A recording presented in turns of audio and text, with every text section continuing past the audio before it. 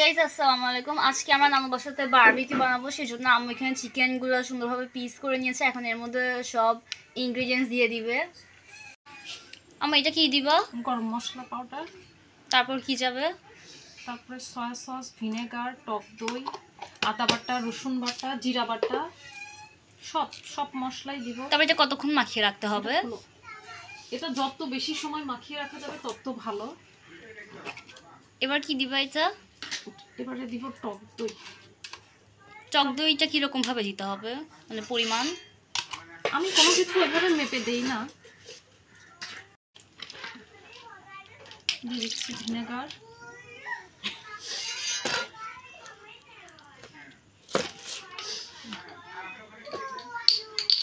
এবারে দিয়ে দিচ্ছি সয়া সস। আমি কোনো কিছু ওইভাবে মেপে দেই না আসলে। আমার রান্না মানে সবাই এটাই জিজ্ঞেস করে যে তুমি কি পরিমাপ দাও, কিভাবে দাও। আমি অনেক বেশি রান্না করি তো আমার একটা আন্দাজ হয়ে গেছে, এইজন্য আমি মেপে ওইভাবে দেই না। মরিচ এটা স্বাদ অনুযায়ী, মানে টক দই আর ভিনেগার দিলে লবণের পরিমাণটা একটু বাড়িয়ে দিলে টেস্টটা বেশি সুন্দর আসে, আর মরিচের গুঁড়াটা একটু বেশি দিতে হয়। আমরা যেরকম ভাবে এবার ঝাল খাবো আমরা সেরকম ভাবে এবার আমরা স্পেশালি মামার জন্য দিচ্ছি, মামা যাতে ঝাল খেয়ে ঝালই বের হয়। এবারে দিয়ে দিচ্ছি আদা বাটা। আমি যেহেতু অনেক আগেই মাখিয়ে রাখা উচিত ছিল, আমি অত আগে মাখাইতে পারিনি ব্যস্ততার কারণে, অল্প সময় রাখবো।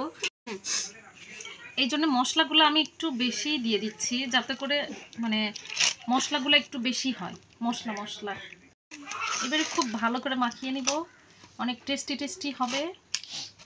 আর আজকে আমরা রুটিটা অর্থাৎ তান্দুরিটা ঘরে তৈরি করব না, আজকে আমরা বাইরে থেকে নিয়ে আসবো।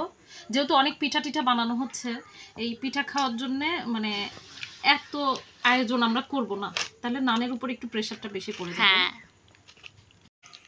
আম্মু এটা মাখিয়ে নিয়েছে, এখন এটা কিছুক্ষণ রেখে দিবে, মিনিমাম 4 ঘন্টা। মিনিমাম 4 ঘন্টা এইভাবে মাখিয়ে রাখবো।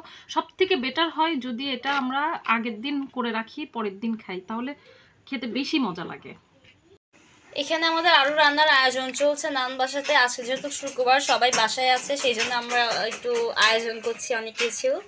আর এই যে এখানে আমাদের পিঠা বানানো হয়েছিল। আমরা অ্যাকচুয়ালি আগেও অনেক পিঠা খেয়েছি, আমাদের নান বানিয়েছিল, বাট আবার এই যে নানু বাসায় এসেছি সেজন্য আমার নান বানিয়েছে। এটা কালকে বানানো হয়েছে, আজকেও আবার বানানো হবে।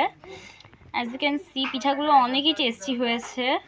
সো গাইজ, এইখানে আমার খালু এসেছে আর এরা দুই ভাই মিলে অনেক খেলাধুলা করছে। এখানে তো হুজাইফা আর আব্দুল্লাহ পুরা পাগল হয়ে গিয়েছে, ফ্লোরের উপর গড়াগড়ি করছে, আর এখানে খালু বসে বসে সব দেখছে। সো গাইজ, এখানে আমার নান পোলাও রান্না করেছে, আমাদের পোলাও রান্না এখানে হয়ে গেছে। এখানে আমাদের মেনুতে গরুর মাংস আছে, আমাদের আরো অনেক কিছু রান্না হচ্ছে, যেমন চিকেনও আছে। এখানে এত কিছু আজকে দেখানো যাচ্ছে না। এখানে আমাদের একটা গেস্টও এসেছে আমাদের রান্নাটা টেস্ট করার জন্য, যে কিনা ভয় পেয়ে পালিয়ে যাচ্ছে।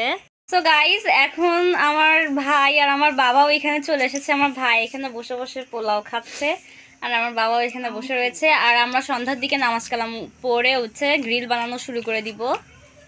সে হাই। আমাদের বারবিকিউ করা রেডি হয়ে গিয়েছে। আমাদের গ্রিল এখানে অলমোস্ট হয়ে গিয়েছে, আর এত সুন্দর স্মেল বের হয়েছে না, যে মানে নামাজ পড়ছিলাম, নামাজ পড়তে পড়তে স্মেলের কারণে পুরো খিদা লেগে গিয়েছিল। আর কিছুক্ষণের মধ্যে এটা হয়ে যাবে, তাই না আম্মু? গাইজ, এটা হয়ে গিয়েছে। এখন আমার আম্মু একটুখানি এখানে ফিনিশিং টাচআপ দিবে, দেন আমরা সুন্দরভাবে খাবো। আমার তো মন চাচ্ছে যে আমি এখান থেকেই তুলে তুলে খাওয়া শুরু করে দেয়, এত টেস্টি লাগছে দেখতে। সো গাইজ, আমাদের গ্রিল এখানে হয়ে গিয়েছে আর এরা তিন ভাই এখন এখানে বসে পড়েছে খাওয়ার জন্য। এখন আমরা সবাই খাবো। আজকের ভিডিও এই পর্যন্তই। সবাই ভালো থাকবেন, সুস্থ থাকবেন। আল্লাহ হাফেজ।